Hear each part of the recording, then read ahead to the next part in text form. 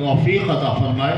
اور یہ بات یاد رکھیں کہ آپ جو یہاں آ کے بیٹھے ہو یا اللہ کا ذکر آپ کی زبان سے نکلا ہے، یہ صرف رب کی طاقت ہے، نہیں تو بندے کی طاقت ہی نہ ہو کہ اس کے منہ سے جو ہے اللہ کا ذکر نکل جائے۔ اللہ تعالیٰ ہم سب کو اپنے ذکر حق کی توفیق عطا فرمائے، اس لیے کہ دنیا میں سب میں افضل چیز اللہ کا ذکر ہے۔ جو لوگ اللہ کا ذکر کر رہے ہیں، حدیثیں انہیں یہ کہتی ہیں وہ زندہ ہیں، اور جو اللہ کو یاد نہیں کرتے وہ آپ کو بتائیں پھر وہ دنیا ہی میں نہیں۔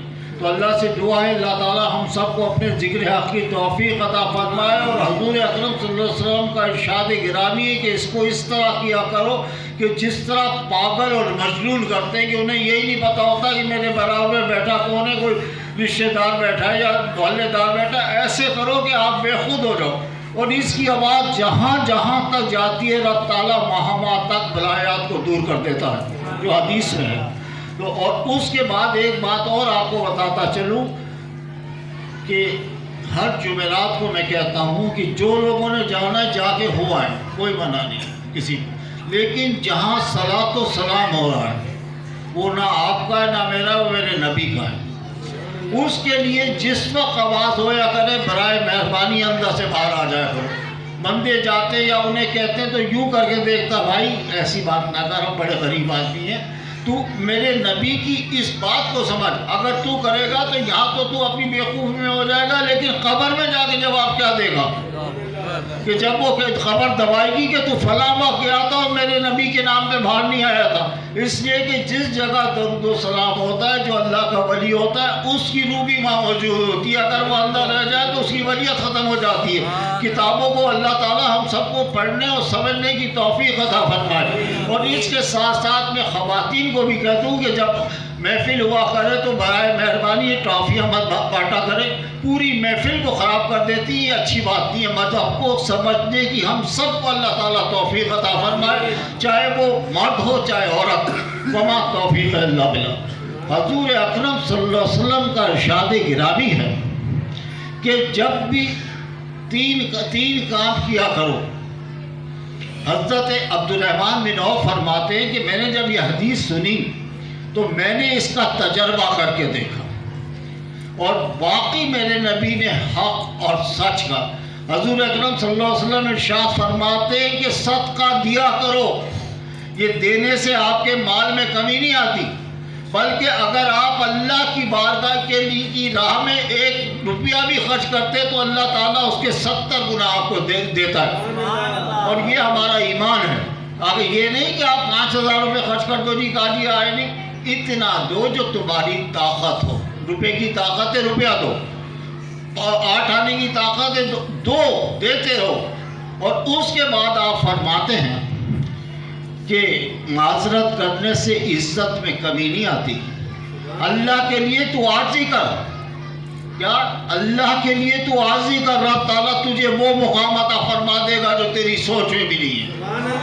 حضرت عمر بن خطاب، عمر بن عبدالعزیز کے اس وقت، خطاب تو حضور نے بھی آپ کو خطاب دیا ہے، تو حضرت عمر بن خطاب کہہ لو یا حضرت عمر بن عبدالعزیز کہہ لو، بادشاہ وقت ہے، کمرہ ہے، چراغ جل رہا ہے، ایک نوکر کی ڈیوٹی تھی جو 24 گھنٹے آپ کے ساتھ رہے، غلام اسے کہتے تھے ان کو، اب نوکر کہتے ہیں۔ تو خیر چراغ جل رہا تھا، مہمان آئے ہوئے تھے، آپ لکھ رہے تھے کچھ، تو ایک دم چراغ بجھ گیا، آپ اٹھنے لگے تو جو مہمان تھا، اس لیے کہ بادشاہ کا غلام بھی تو بادشاہ ہی ہوگا نا وہ بھی، تو کہنے لگے حضرت آپ کیوں اٹھ رہے ہیں، غلام کو اٹھائیے۔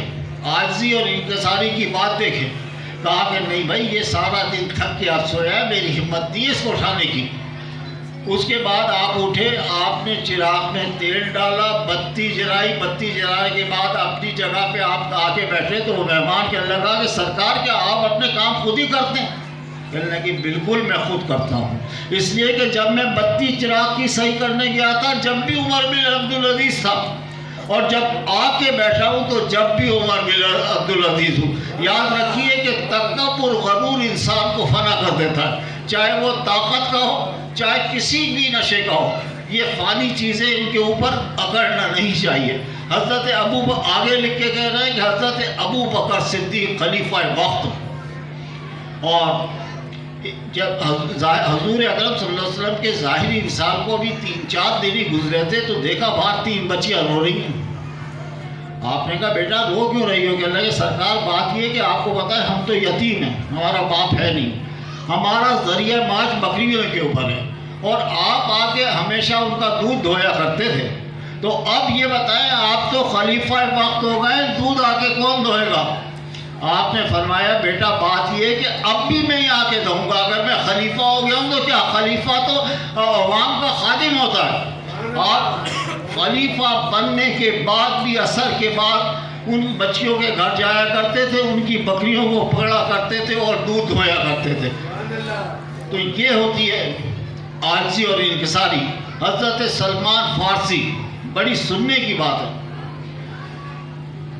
اس زمانے میں بس اسٹاپ کہتے ہیں, کچھ اس سے پہلے لاری اڈا کھا کرتے تھے, اس وقت کیا کہتے تھے مجھے نہیں پتا, یہ کہتے ہوں اب تو پیدا بھی نہیں ہو کہ جہاں گاڑیاں کھڑی ہوتی ہیں تو وہاں کھڑے ہوں, معمولی سا لباس پہنے ہوئے, وقت کا گورنر. ایک کسی آدمی کے مہمان آئے, اس نے کہا میاں غلام ادھر آؤ. آپ آ گئے, کیا کہا؟ کہا یہ ہمارا سامان اٹھاؤ اور لے کے چلو. وہ سمجھا کوئی قلی ہے یا غلام ہے. آپ نے اس کا ایک ہاتھ پہ سامان اٹھایا, دوسرے کے اوپر سے وہ رکھا, پیٹی جو ہے سر کے اوپر چلنا شروع ہو گئے. جب آگے چلے تو لوگ ملے کہ گورنر صاحب السلام علیکم, سرکار ہم اٹھاتے تھے. آگے چل کے انہیں احساس ہوا یہ کوئی بندہ چیز ہے جو ہر کوئی بندہ اسے سلام کر رہا ہے. کہنے لگے آپ گورنر ہیں؟ کہنے لگے نہیں بھائی یہ تو دنیاوی نام ہے, اصل نام تو تم نے میرا لیا ہے, میں جو غلام ہوں میں تمہارا لے کے چلتا ہوں. جب آپ نے رکھ دیا تو آپ نے ایک بات کی, اس کو سمجھیے گا. کہنے لگے بات یہ میاں کان کھول کے سن لے کہ جب میں ایک یہودی کا غلام تھا سب میں پہلے, اور جب سے میں مصطفیٰ کا غلام ہو گیا ہوں تو آپ نے پورے صوبے کا امام بنا دیا ہے. اور اس کے بعد آپ نے اس سے یہ نہیں کہا کہ میں کوئی چیز ہوں, آپ نے سلام دعا کی اور واپس ہو گئے. اس کے بعد لکھتے حضرت فخر جہان دہلوی جامع مسجد کے خطیب تھے.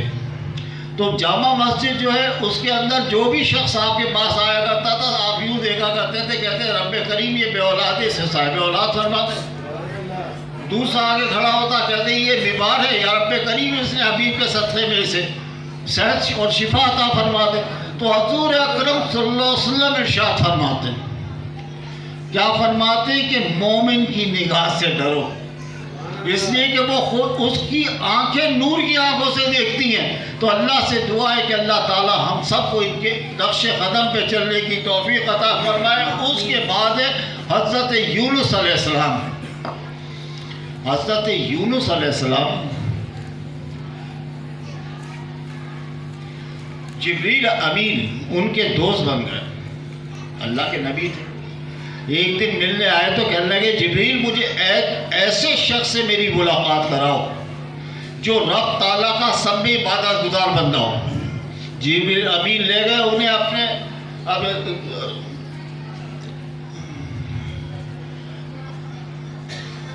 یار یہ کون سی جگہ ہو رہی ہے, بہت دور لے گئے اپنے. تو وہاں جانے کے بعد ایک شخص سے ملے, فلسطین میں بہت دور لے گئے, کہا کہ یہ اللہ کا بڑا پسندیدہ بندہ ہے. آپ نے دیکھا نہ آنکھیں بھی اس کی کوئی نہیں, ہاتھ بھی اس کے کوئی نہیں, ٹانگیں بھی اس کی کوئی نہیں. نہیں جبریل تو مجھے کہاں لے آیا؟ کہنے لگے یونس میری ایک بات سن, نہ اس کے پاس آنکھیں, نہ اس کے پاس یہ سمجھو ہاتھ ہیں, نہ اس کے پاس ٹانگیں, اس کے بعد یہ اللہ کا شکر ادا کر رہا ہے. اس وقت نبیوں میں جو سب سے زیادہ راضی ہے رب, وہ کس سے؟ وہ صرف اسی شخص سے, نبیوں کے بعد. تو یہ رکھیں کہ ٹھیک ہے ہاتھ نہیں, وہ کہتے ہیں نا کہ جس حال میں رکھے وہی حال اچھا ہے, جس میں رکھ دیا تیرا شکر ہے. اس کی چیز کے اوپر ناشکری مت کرو. بندے کا تو یہاں شکر کے نام پہ بات ہی نہیں ہے. وہ کہتا ہے میرا آج اچھا والا کام چل رہا ہے. حاجی آج بڑا کام نہیں چلا, صحیح آمدنی نہیں ہو رہی. ارے بھائی تو اللہ کا شکر کر کے وہ تجھے 3 وقت روٹی دے رہا ہے, اور اللہ کا شکر کرتا رہے تو رب تعالیٰ تیرا کام کرتا رہے گا. یا اللہ سے دعا ہے کہ اللہ تعالیٰ ہم سب کو اس کے شکر حق کی توفیق عطا فرمائے. اس کے بعد ایک ایمان افروز آپ کو واقعہ بتا دوں کہ جو حضرت علامہ اقبال نے لکھا ہے خود اور خود کہا ہے. اپنے بادشاہ جو تھا، آپ لکھتے ہیں کہ اس سے پہلے